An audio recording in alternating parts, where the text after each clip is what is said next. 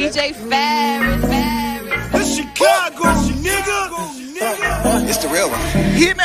Only one is pulling shit the fuck up. Let's get a sports talk.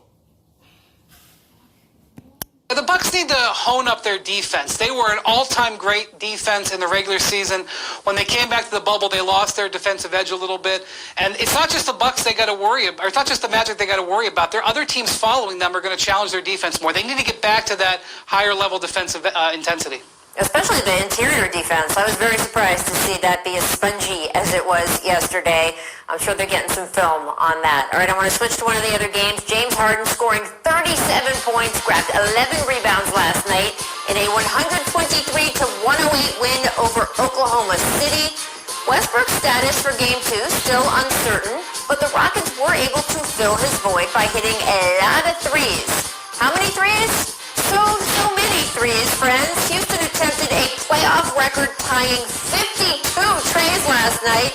They hit 20 of them. The scenes for this, of course, came from the offense that Mike D'Antoni pioneered, right, as Phoenix coach in the early That's how they won the first game. They know OKC is a bigger team because Steven Adams is a rim protector. And they are a small team. So they outside shooting had to be on point for them to win the game. And they hit 20 of them out of 52 tries. And that's how they end up winning this game and got out to a good start by hitting their perimeter shots. That's what small teams have to do to win games. And that's exactly what they did. thousands. Those 7 seconds or less runs, we know that they were polarizing. But D'Antoni recently lamented to our Tim McMahon that he didn't have to pace even more back then. He said, quote, "If you think something's right and the numbers prove it's right, then go all in. You can't muddy the waters. You can't just go halfway." I thought that was fascinating. And Steve Nash, by the way, echoed that sentiment to Tim, saying, "Everyone was telling us you can't win shooting all those threes. Now we realize we didn't shoot enough." So, Brian, especially with Russ out right now, should Harden and the Rockets actually be amping up this style of play even more? Should they be going for 63s in the next game? Well, they've shot 63s in a game before. In an overtime game earlier this year, they had 73s. Mike D'Antoni wants to average 53s, so yeah. They're going to triple down, they're going to quadruple down, they're going to quintuple down. This is who they are.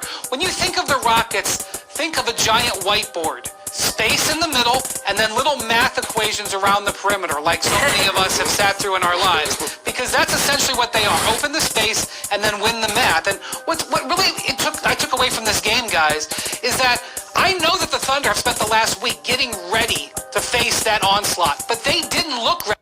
They didn't look ready.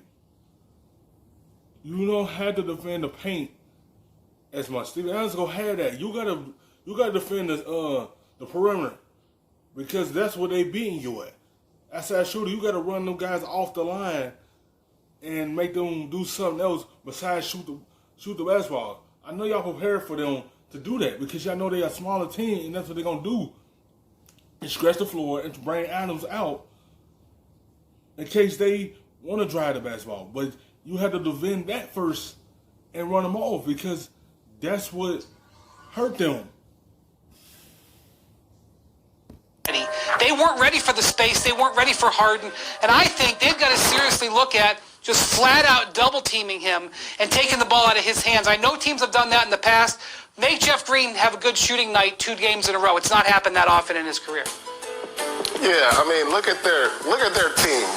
And so when I look at their team, I'm looking like, look, what can the other players do outside shooting threes if Westbrook isn't out there? You have the best one-on-one player in the game. You don't have a post-up presence. And so they're almost forced to play like this. You know, give the ball to Harden. Everybody stand behind the perimeter. He's going to make a play. He's either going to get all the way to the basket. If they collapse on him, he's going to find guys on the perimeter. Most of the guys on their team on the perimeter really can't put the ball on the ground and make a play for themselves, so they're forced to shoot the three. So with Westbrook out, they're forced to shoot even more threes. They're going to break a lot of three-point records in this playoffs. Yeah, and look, James told me that he wants Eric Gordon to continue. And that's the difference. Take the ball out of James Harden's hand, make someone else around him beat y'all. Don't let James Harden beat the whole team. Y'all have to run somebody at him or double team him and have someone else beat y'all. But y'all let Harden dictate everything, and it's helping the guys around him do good around him because he got to contribute around. But you got to make someone else have the basketball in their hands, not Harden. You got to take the basketball away from him and give it up the basketball. You to be so aggressive. He can't be Russ, right? No one's going to be Russell Westbrook, but he would like Eric to sort of fulfill that role, draw some more people toward the basket, and just keep that offense moving. We saw some of it, of course, in Game 1. Seemed to work for them. Rockets were favored by Vegas by just 1 point, and the fact that they won by so many certainly tells you everything you need to know about a topsy-turvy day in the bubble. Thanks for watching ESPN on YouTube.